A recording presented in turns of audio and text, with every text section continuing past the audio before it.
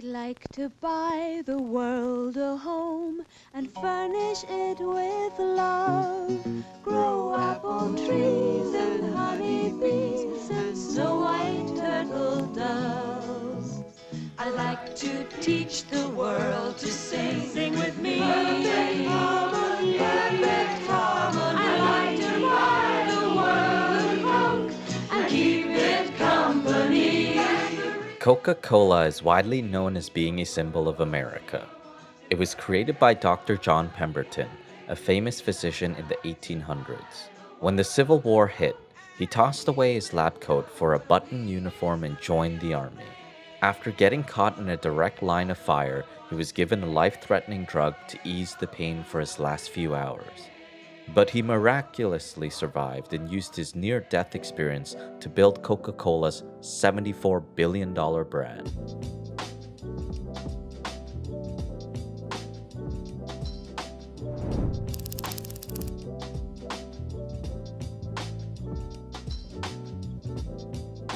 In 1831, John was born in the small town of Knoxville and raised in Rome, Georgia.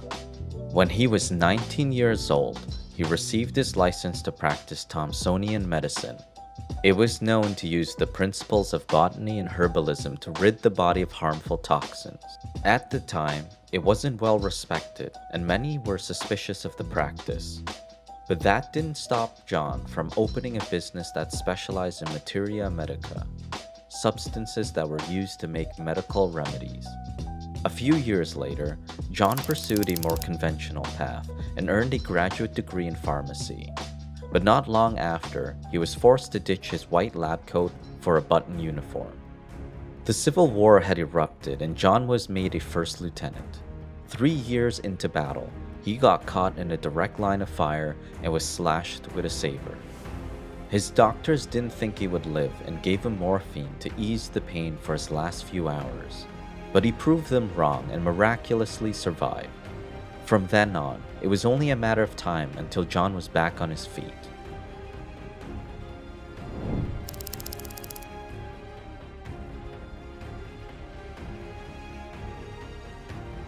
When the smoke of the Civil War cleared, John strived for a better life. He moved his family to Atlanta and became a senior member of a pharmaceutical firm. The media called it one of the most impressive labs in the US, and John became known as the most famous physician in Atlanta. But behind closed doors, John was struggling. After his near-death experience, he became addicted to morphine. With no cure in sight for what had become a daily habit, he looked for a herbal remedy. At the time, he heard good things about a drink called Vin Mariani. It contained ground-up coca leaves and red wine and was said to heal any ailment. That gave John the idea of making his own version to cure his morphine addiction. Using coca leaves, red wine, and cola nuts, he created what he called Pemberton's French wine coca. Coca leaves were known to act as a stimulant and suppress hunger, thirst, fatigue, and pain. While one leaf contained 0.35% of cocaine, it was easy to get in the US. Some doctors and pharmacists reported that it was a possible cure for opium and morphine addiction. As for cola nuts, they were high in caffeine and known to aid digestion. John believed his French wine coca could not only cure addictions, but depression, anxiety, and different ailments, including headaches. To help other war veterans, he set up a distribution network to sell his remedy. He would make the syrup in his lab and then ship it to partners and contractors who could sell it as they liked. The remedy was an instant hit and used by many, but the demand alone wasn't enough to keep the business going. John was faced with a challenge that forced him to pivot his new business, leading to the invention of Coca-Cola.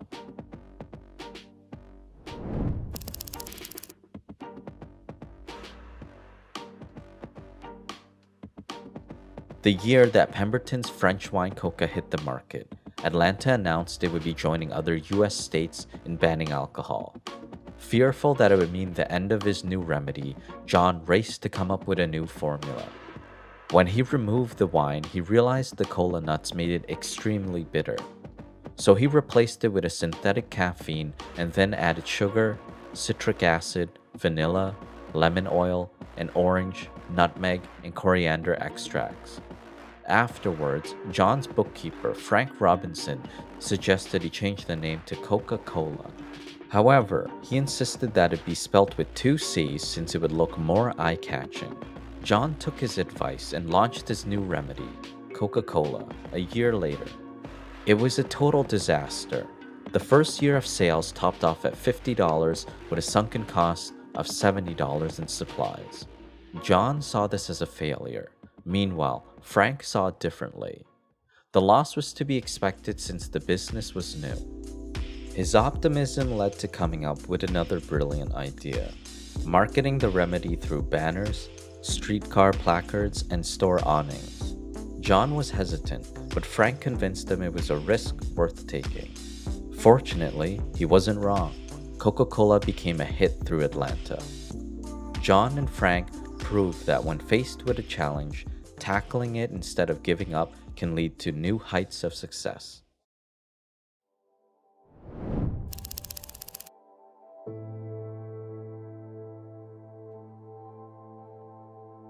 In a strange twist of fate, John's health dwindled as Coca-Cola sales heightened. He was diagnosed with stomach cancer and relapsed to ease the pain. Worried that money for his family and addiction would run dry, he made the difficult decision of selling shares of the business. But that didn't mean he had little expectations for the future of Coca-Cola. He believed it would become a national drink one day and kept a third of his shares for his son, Charles. At the time, Charles was in charge of manufacturing but later became a morphine addict himself. Frank feared that Coca-Cola would have no one to steer John's vision of going national. So he took on the responsibility of finding the right investor as John remained bedridden. Through a business contact, he met a wealthy and hardworking entrepreneur named Asa Candler. When Frank approached him, he told him that he didn't think that Coca-Cola was a worthwhile venture. But Frank knew better. While the two stood outside one day, Frank pointed to a wagon and said, "See that wagon going by with all those empty beer kegs? Well, we are going to push Coca-Cola until you see wagons going by with Coca-Cola, just like that." Asa was swayed by the company's vision and bought the rights to the Coca-Cola name and secret formula. And just as Frank predicted, he wasted no time in building the company. He not only expanded sales to more pharmacies and grocery stores, but came up with an idea that made history. He gave out little slips of paper that could be redeemed for a glass of Coca-Cola at soda fountains. At the time, they were considered a popular hangout spot and where many went to socialize. It was the first instance in history where a company gave out what is now called coupons for free samples. John's vision for Coca-Cola was the key to instilling faith among his employees and later, the man who would help build its brand.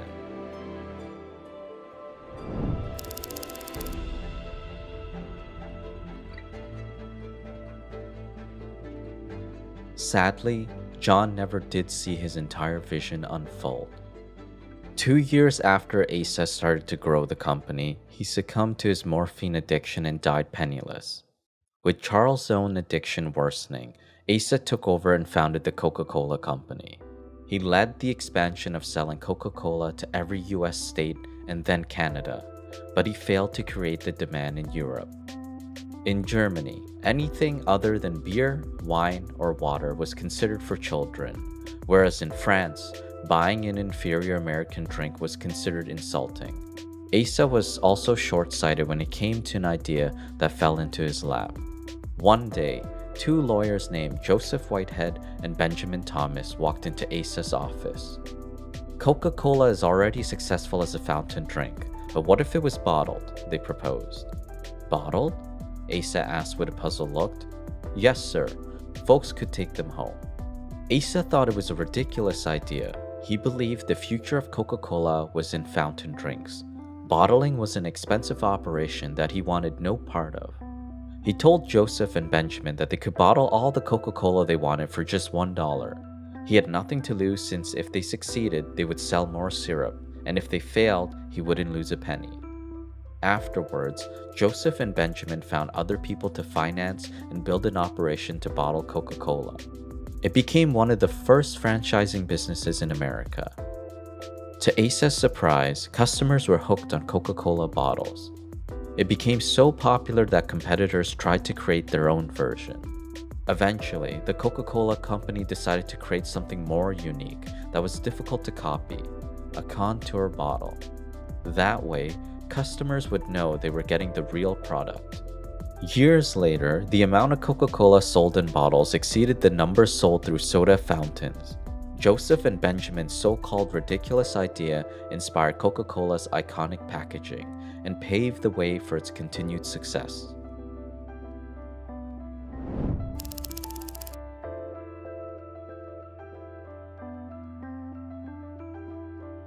The year after Coca-Cola developed its contour bottle, Asa resigned from the company.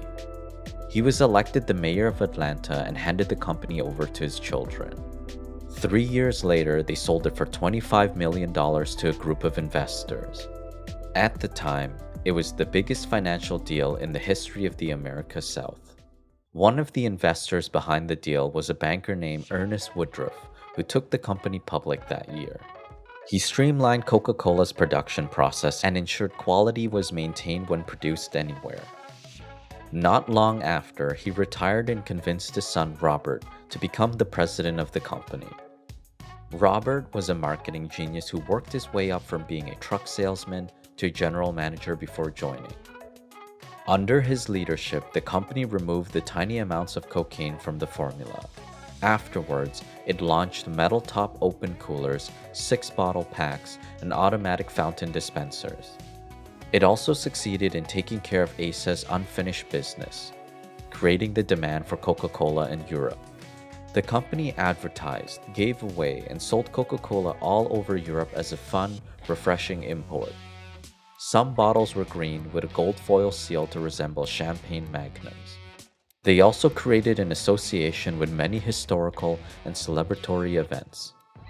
When the US Olympic team traveled to Amsterdam for the 1928 Olympic Games, they gave away 40,000 bottles of Coca-Cola.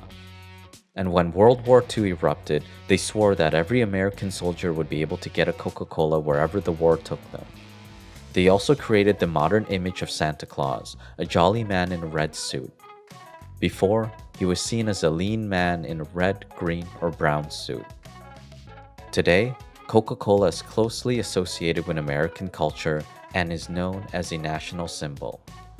It's also the second most recognized brand in the world behind Nike. Every day, nearly 2 billion servings of its drinks are served in more than 200 countries. Before Robert retired from Coca-Cola, he kept a paperweight on his desk that read, "There is no limit to what a man can do or where he can go if he doesn't mind who gets the credit." This is the story of how a pharmacist turned war veteran and his successors built Coca-Cola's $74 billion brand.